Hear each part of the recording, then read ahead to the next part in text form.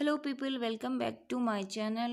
और आज मैं आपको वैशाख की चौथ की कहानी सुनाऊंगी। अगर आपको कहीं पे कोई कहानी सुनाने वाला नहीं हो तो आप यूट्यूब की मदद से ये कहानी सुन सकते हैं।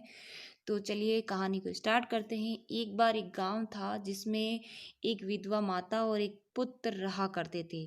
वो अपना लालन पालन गायें चरा कर करते थे, लेकिन उसकी माता जो थी वो पूरे 12 महीने की जितनी भी चौथ आती हैं उनका सभी का वो व्रत करती और उस व्रत में चूरमे के 5 लड्डू बनाया करती थी।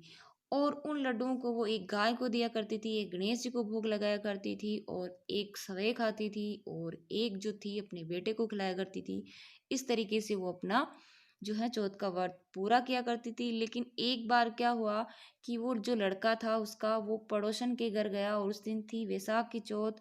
और उसने पूछा कि आज आपने इतने सारे चूरमे के लड्डू बनाए हैं तो आप क्या करेंगी। तो उसने कहा कि आज वैशाख की चौथ है तो मैं उसका पूजन करूंगी। तेरी माँ तो हर महीने की चौथ का ही पूजन करती है और तुझे तो एक ही लड्डू खिलाती है।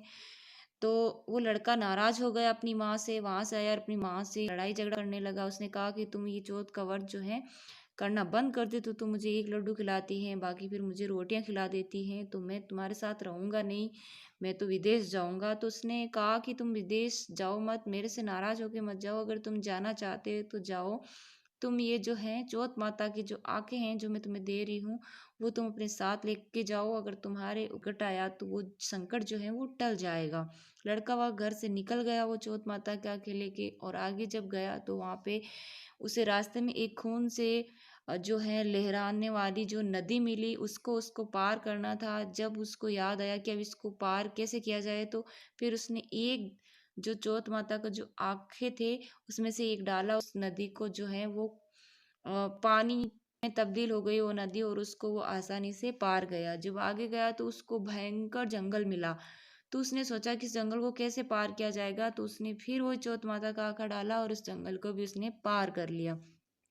फिर आगे गया तो एक नगर आया था और उस नगर में एक बुढ़िया माई जी थी जो बैठे बैठे रो रही थी। तो उसने पूछा कि माई रो रही हो, तो उसने कहा कि यहाँ पे जो है एक कुम्हार जो होता है वो अपनी मिट्टी के बर्तनों के साथ मेरे बेटे की बलि लगाएगा। तो उस लड़के ने कहा माता रानी तुम रो मत, मैं तुम्हारे बेटे की जगह जाऊंगा। और फिर वो लड़का वहाँ पे गया और बर्तनों के साथ बैठ गया चौथ माता के आंखें लेकर के, और चौथ माता की कृपा से वो सुबह जब देखा तो वो लड़का बच गया। और उसने कहा कि भाई तुम बर्तन धीरे धीरे उठाओ, मैं अंदर बैठा हूँ। तब लोगों ने कहा कि तुम कौन हो।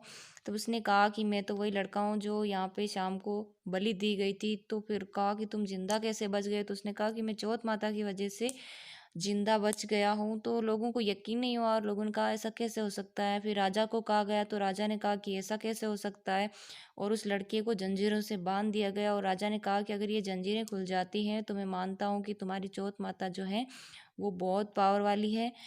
तब जो है वो जंजीरें, उसने चौथ माता का नाम लिया और वो जंजीरें अपने आप खुल के राजा के हाथों में जाके गिर गई। और राजा को आश्चर्य हुआ कि वास्तव में जो चौथ माता है उसने इसके संकट को जो है हर लिया। और राजा ने ये सोचा कि अब तो सभी पूरे नगर माता का व्रत करेंगे, और राजा ने ये निर्णय लिया कि वो जो इसकी लड़की का विवाह है वो इसी लड़के के साथ करेगा।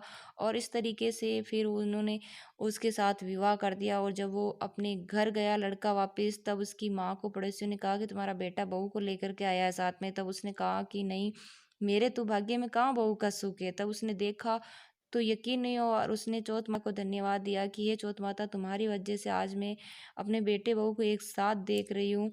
हे चौथ माता, मतलब ऐसा उस लड़के का जो संकट हरा वैसा सभी का हरना। और इस तरीके से ये कहानी खत्म होती है।